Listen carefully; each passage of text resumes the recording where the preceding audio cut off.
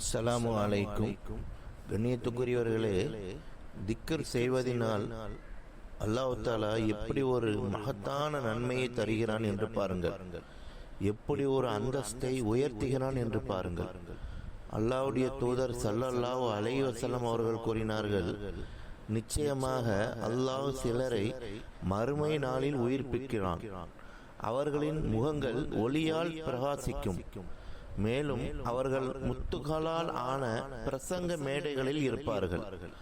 மக்கள் அவர்களை பார்த்து பொறாமைப்படுவார்கள். அவர்கள் தீர்க்க தரிசிகளாகவோ அல்லது தியாகிகளாகவோ இருக்க மாட்டார்கள். ஒரு கிராமவாசி, யா ரசூலல்லாஹ், அவர்கள் யார் என்பதை எங்களுக்கு வெளிப்படுத்துங்கள் என்று கேட்பார்.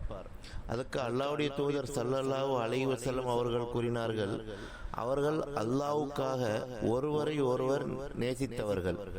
அவர்கள் வெவ்வேறு கோத்திரங்கள் மற்றும் இடங்களைச் சேர்ந்தவர்கள். அவர்கள் அல்லாஹ்வை திக்ர் செய்பவர்களாக இருந்தார்கள். மேலும் அவர்கள் அவனை நினைவு கூறுகிறார்கள்.